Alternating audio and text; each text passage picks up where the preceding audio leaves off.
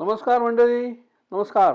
माझं नाव जय केळकर आणि इन्शुरन्सवर बोलू काही या मासिक सदरामध्ये आज 1 नोव्हेंबर 2020 आणि तुमचं सगळ्यांचं हार्दिक स्वागत आहे. मंडळी, RRSP महत्त्वाची आहे का? तुम्हाला सर्वांना माहीत असेल की रिटायरमेंट प्लॅनिंग करता one of the vehicles, investment vehicles is RRSP. RRSPचे अनेक फायदे आहेत. RRSPमध्ये तुम्हाला टॅक्स फ्री बेनिफिट मिळतो, तुम्हाला टॅक्स रिफंड जास्त मिळतो, तुमची टॅक्स शेल्टर्ड ग्रोथ RRSPमध्ये होते तुमच्या पैशाची, आणि असे अनेक फायदे आहेत. RRSPमध्ये जे लोक इन्व्हेस्ट करतात किंवा जे लोकांनी इन्व्हेस्टमेंट केलेली आहे किंवा जे इन्व्हेस्ट करू इच्छितात अशा मंडळींकरता हा आजचा टॉपिक आहे. आणि माझं असं म्हणणं आहे की जर तुम्ही RRSPमध्ये पैसे इन्व्हेस्ट करत असाल ते खूप जरुरीचं आहेच, पण त्याचबरोबर तुमची इन्व्हेस्टमेंट जसं म्हणतात की do not leave your eggs in the same basket. तुमची पार्ट इन्व्हेस्टमेंट किंवा अर्धी इन्व्हेस्टमेंट जी तुम्ही काही RRSPमध्ये इन्व्हेस्ट करता दरवर्षी, ती तुम्ही लाईफ इन्शुरन्समध्ये किंवा परमनंट लाईफ इन्शुरन्सच्या एका प्रॉडक्टमध्ये इन्व्हेस्ट केली पाहिजे. आणि त्याचं कारण आणि त्याचं महत्त्व मी आज तुम्हाला पटवून देणार आहे. आपल्याकडे हा एक चार्ट आहे, त्याच्यावरती मी RRSP वर्सेस लाईफ इन्शुरन्स दोन्हीचे फायदे आणि तोटे असे थोडक्यात एक्सप्लेन करतो. सो आपला हा जो आजचा जो इन्शुअर्ड आहे किंवा जी व्यक्तीच्याबद्दल आपण बोलतोय तो 50 वर्षाचा 50-year-old male, non smoker, fairly healthy.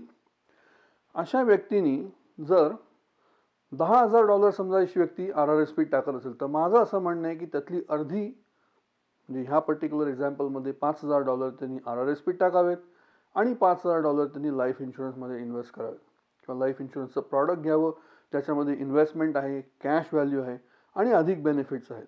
आणि ते कसं आहे ते मी आता तुम्हाला एक्सप्लेन करून सांगतो.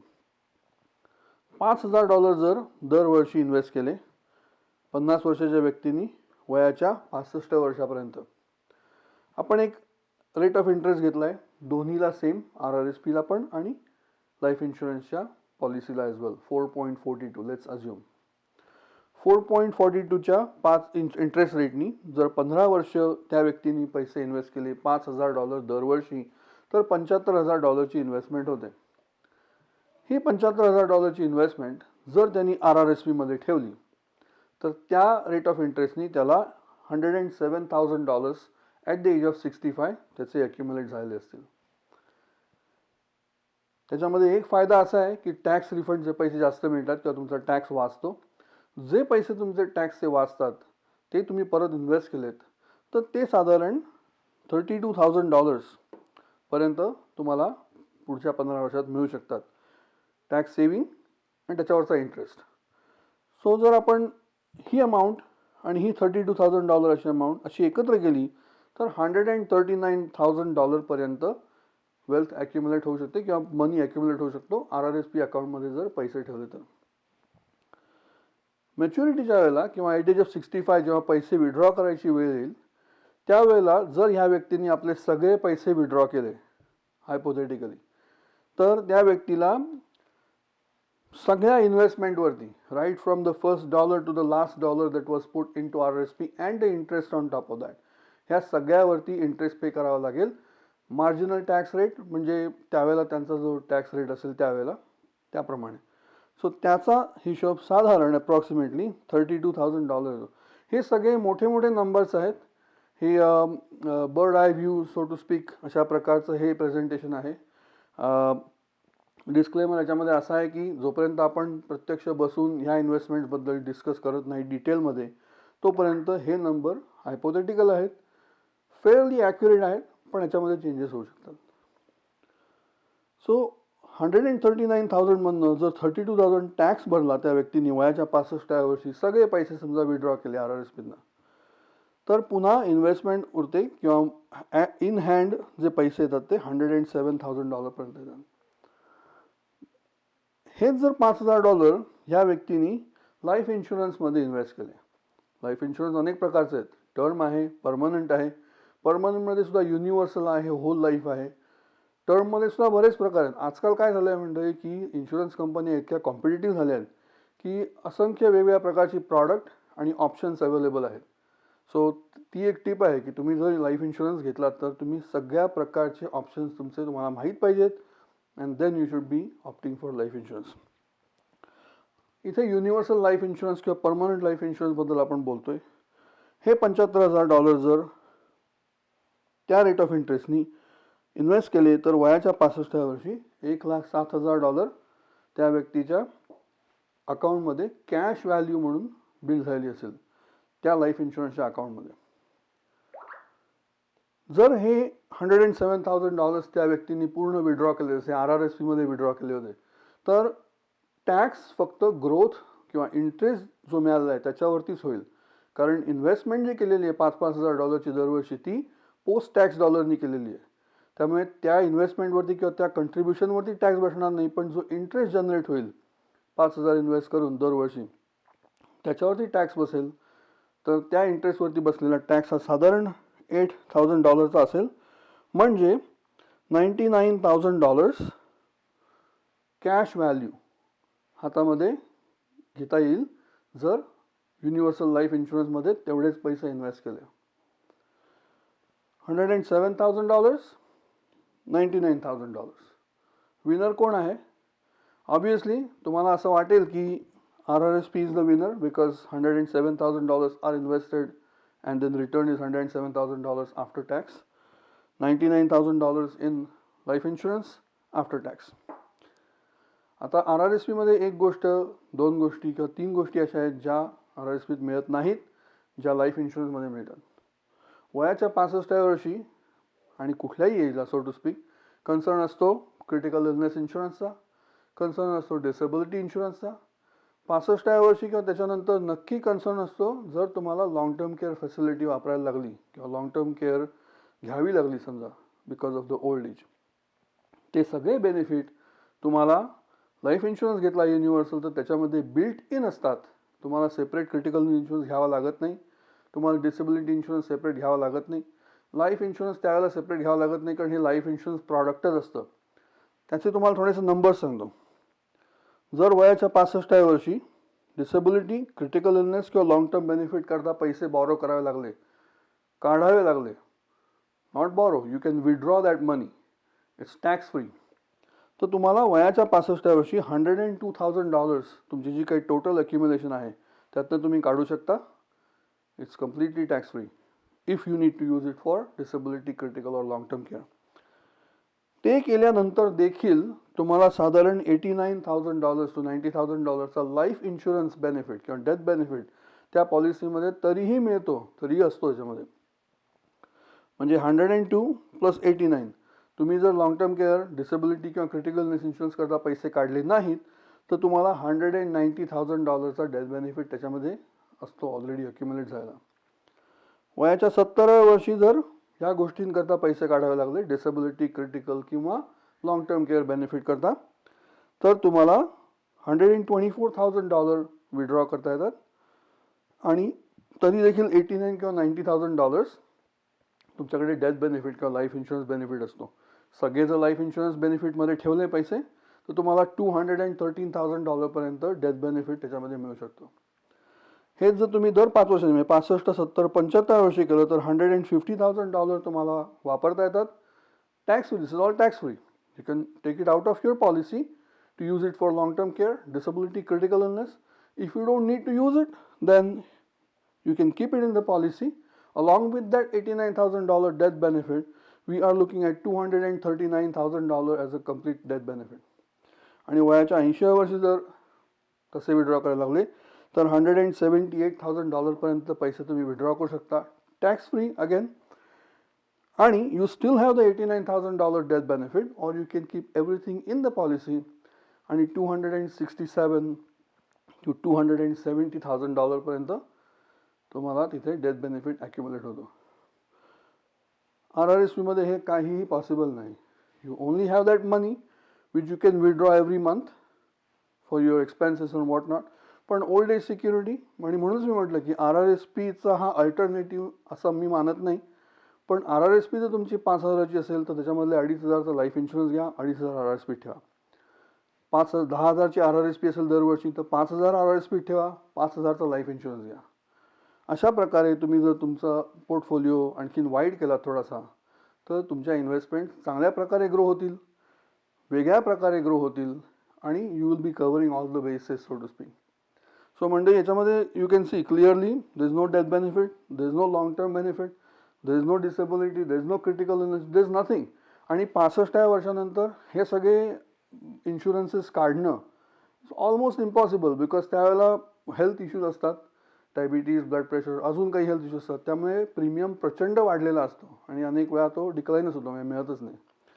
सो हा आजचा सिनॅरिओ आहे आणि म्हणून मला पर्सनली असं वाटतं की RRSP not necessary the winner, RRSP is part winner. आणि तुमचे पैसे स्प्लिट करून you should have some permanent life insurance with cash value, with death benefit and with living benefits as well. So हा आजचा topic आहे. मंडळी, thank you very much. Tuned in राहा, कारण ह्या सेगमेंटचा उर्वरित भाग जो आहे व्यक्तिविशेष, त्याच्यामध्ये आज एक स्पेशल गेस्ट तुमच्याकडे येणार आहे. आउटडोअर रेकॉर्डिंग केलेलं आहे on site so to speak. आणि ती स्पेशल व्यक्ती जी येईल त्यांची मुलाखत पुढची 5 मिनिटं होईल आणि मला अशी खूप आशा आहे, मला असं खात्री आहे मला की तुम्हाला ती नक्की आवडेल. त्यामुळे ट्यून्ड इन राहा. पुन्हा आपली भेट होईल खूपच लवकर. व्यक्तिविशेष उर्वरित भाग इन्शुरन्सवर बोलू काय. थँक्यू.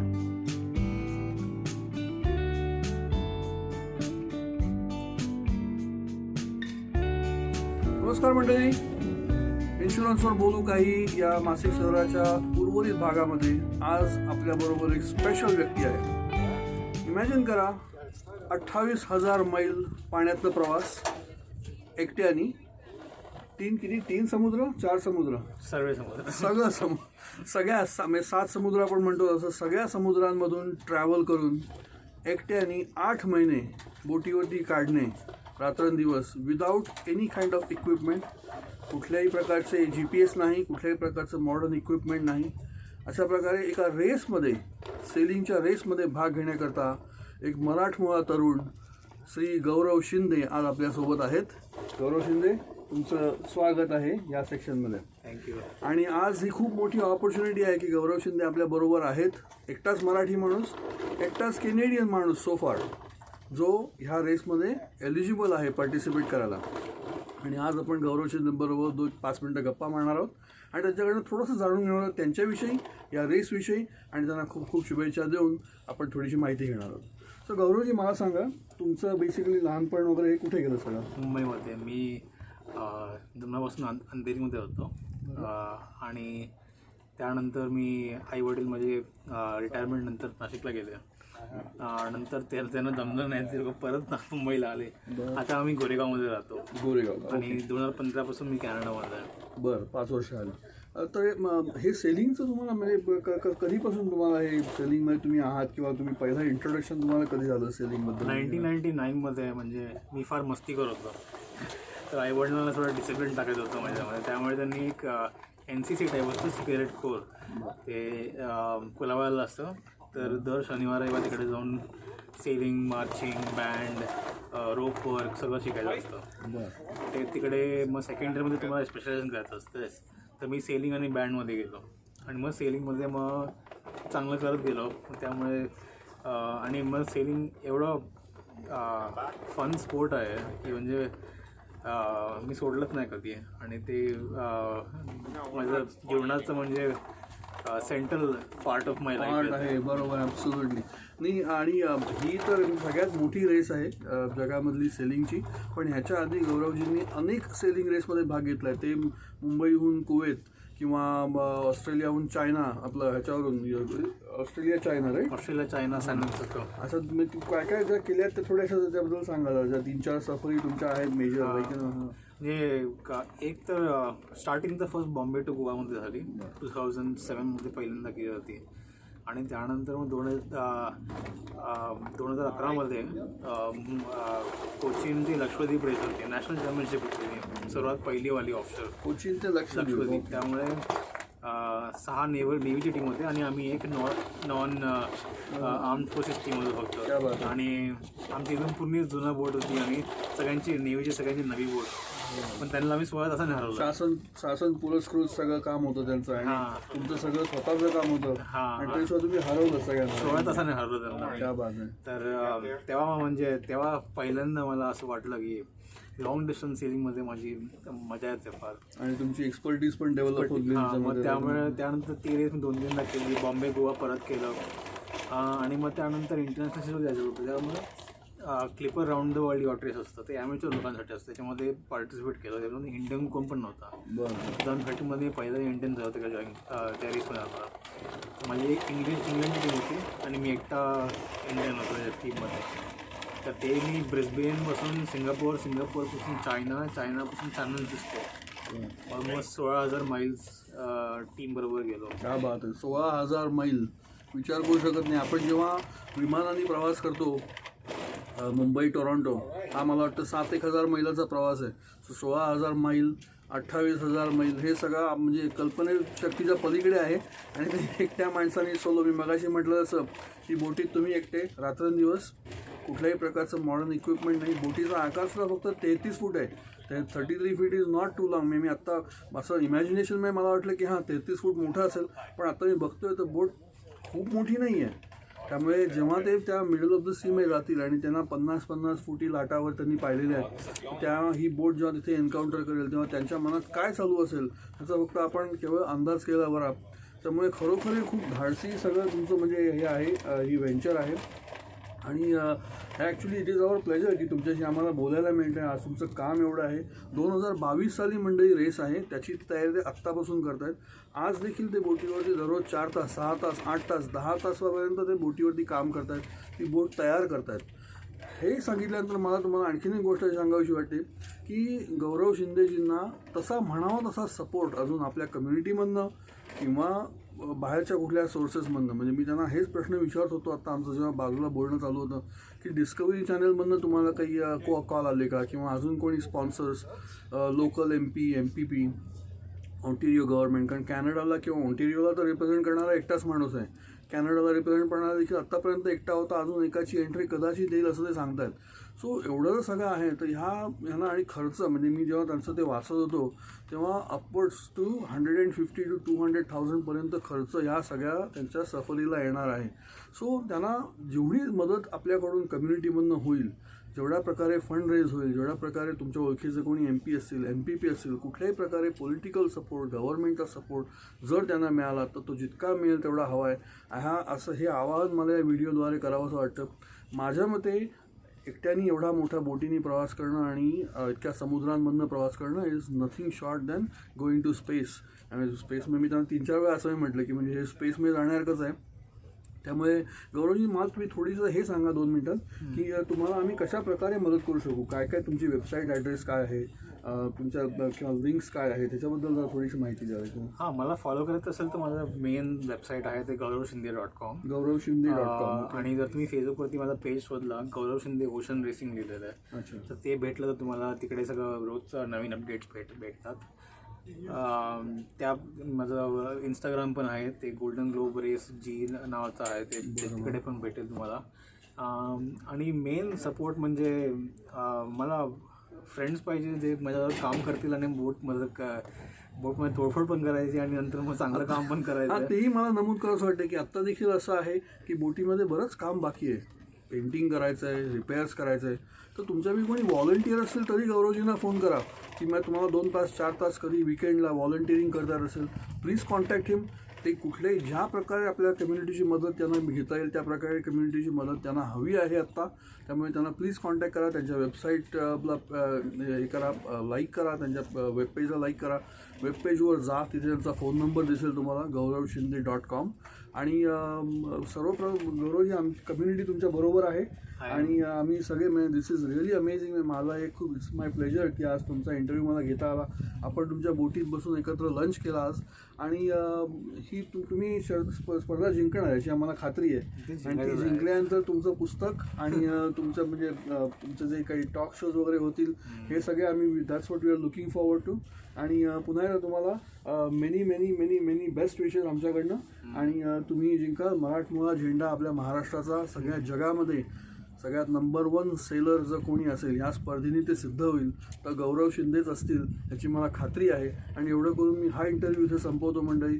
पुन्हा आपली भेट होईल 1 डिसेंबर 2020. तोपर्यंत स्वस्थ राहा, सुरक्षित राहा, कुटुंबातल्या एकमेकांची काळजी घ्या आणि थँक्यू व्हेरी मच.